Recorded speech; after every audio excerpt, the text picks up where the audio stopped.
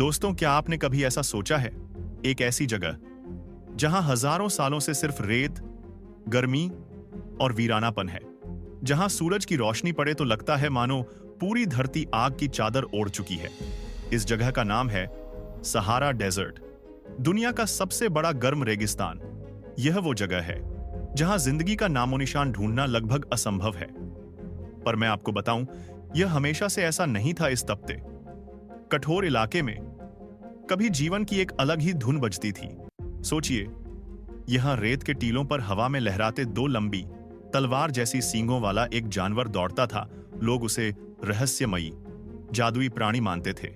कहते हैं यूनिकॉर्न की कहानी शायद इसी से प्रेरित थी। यह जानवर रेगिस्तान की सबसे कठिन परिस्थितियों में भी जिंदा रह सकता था। लेकिन फिर इंसान आया। शिकार, लालच और लापरवाही ने एक ऐसी गलती की जिसने इस जानवर को हमेशा के लिए गायब कर दिया। यह जंगल से विलुप्त हो गया। लेकिन कहानी यहां खत्म नहीं होती। आज वही गायब हुआ जानवर, जिसे सिमिटार हॉर्न्ड ऑरिक्स कहा जाता है, चुपचाप धीरे धीरे उस रेगिस्तान को फिर से हरा भरा कर रहा है जिसे इंसान ने बंजर बना दिया था। क्या एक जानवर जो गायब हो चुका था पूरी धरती के संतुलन को वापस ला सकता है? कैसे एक ओरिक्स की वापसी लाखों इंसानों को भुखमरी और गरीबी से बचा सकती है? आज हम देखेंगे सहारा के इस सबसे बड़े रहस्य को और जानेंगे कि प्रकृति का इंजीनियर कहे जाने वाला यह जानवर डेजर्टिफिकेशन, मरुस्थलीकरण को कैसे रोक रहा है। यह कहानी सिर्फ एक जानवर की नहीं, बल्कि इंसान, प्रकृति और उम्मीद की है। सहारा का यूनिकॉर्न, यह जानवर सचमुच अद्भुत था। इसका लंबा सफेद शरीर, पीठ पर हल्का सुनहरा रंग और सिर पर पीछे की ओर मुड़ी हुई तलवार जैसी दो लंबी सींगें, जो एक तरफ से देखने पर एक ही लगती थी, इसे एक शाही रूप देती थी। इसीलिए इसे सिमिटार हॉर्न्ड ऑरिक्स कहा जाता था। सिमिटार एक अरबी तलवार का नाम है। इसकी सुंदरता से ज्यादा इसका जीने का तरीका जादुई था।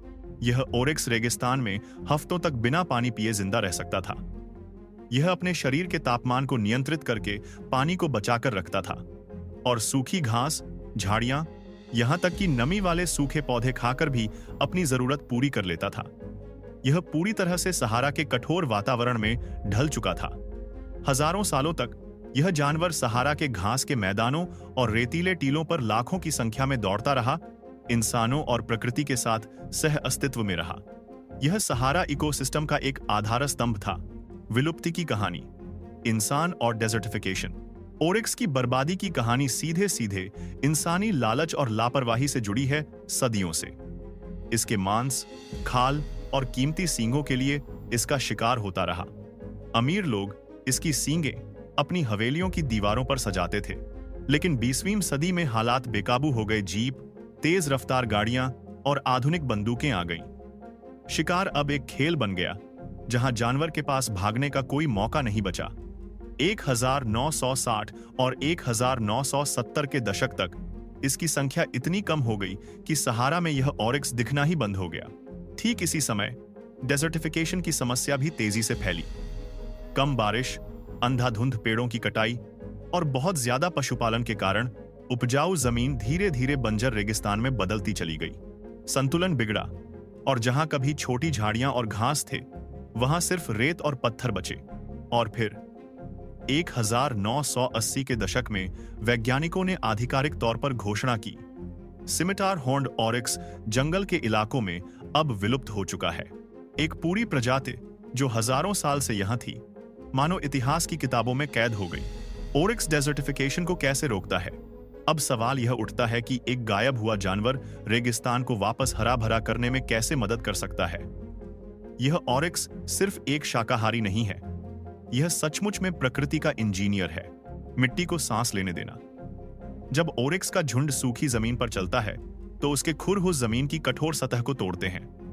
अगर मिट्टी बहुत सख्त हो जाए तो बारिश का पानी अंदर नहीं जा पाता और बह जाता है। लेकिन ओरिक्स के चलने से मिट्टी नरम होती है, सांस ले पाती है और पानी को सोखने लगती है। इससे बीजों को जड़ पकड़ने का मौका मिलता है। सही तरीके से चराई, ग्रेजिंग।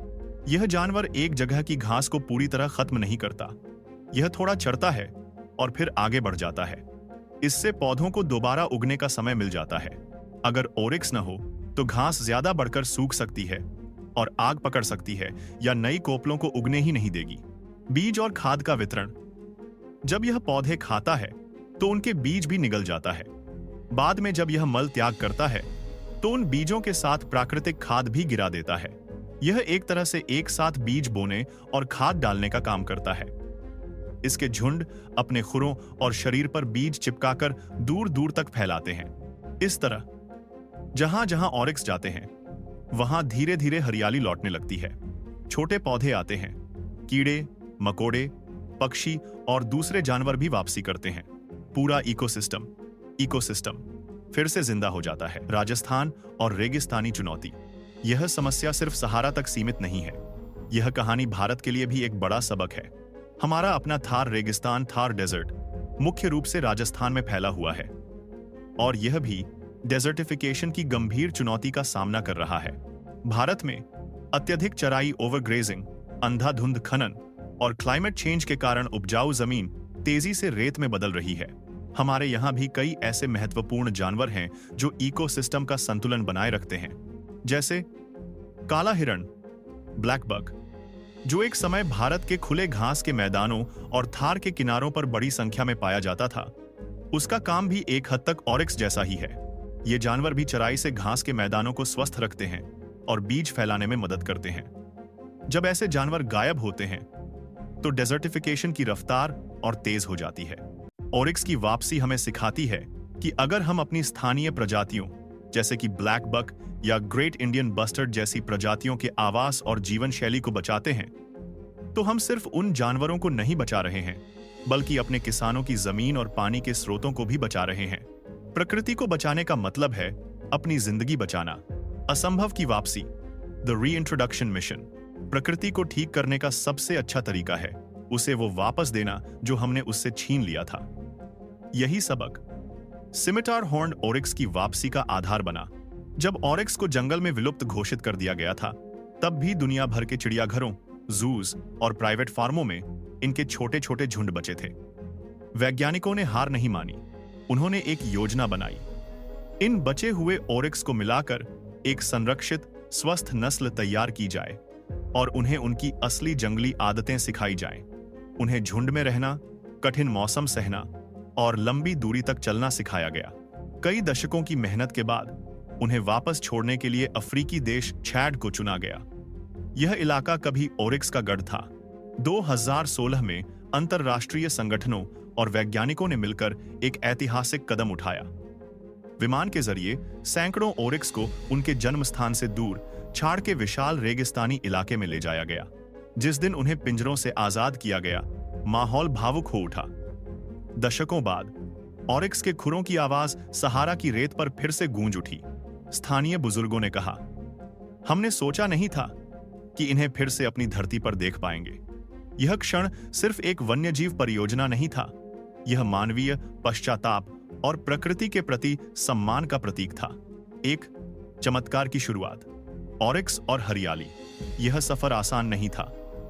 शुरुआती दिनों में कई ऑरिक्स नए माहौल में ढल नहीं पाए और उन्हें शिकारियों का भी सामना करना पड़ा।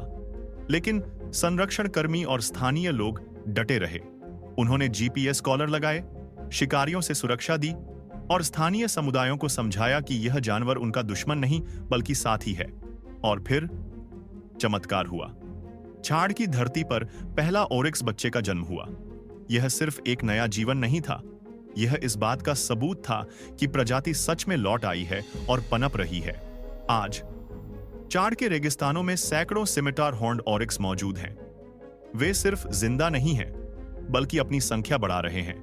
वैज्ञानिकों ने देखा है कि जहां जहां ऑरिक्स के झुंड घूमते हैं, वहां की मिट्टी धीरे धीरे नरम होती है, बीज अंकुरित होते हैं और सूखी जमीन पर फिर से हरे धब्बे दिखने लगते हैं। ये हरे धब्बे बढ़ते हैं और एक नखलिस्तान बना देते हैं। कीड़े मकोड़े, पक्षी और छोटे जानवर भी वापसी करते हैं। सबसे बड़ा सबक, जीवन लौट सकता है। यह कहानी हमें एक गहरा सार्वभौमिक सबक देती है।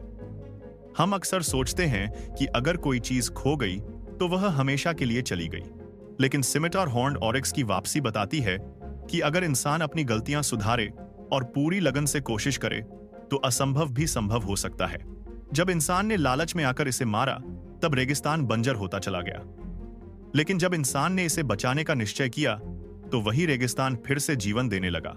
आज यह जानवर सिर्फ सहारा में नहीं दौड़ रहा है, यह पूरी दुनिया के लिए एक संदेश लेकर दौड़ रहा है।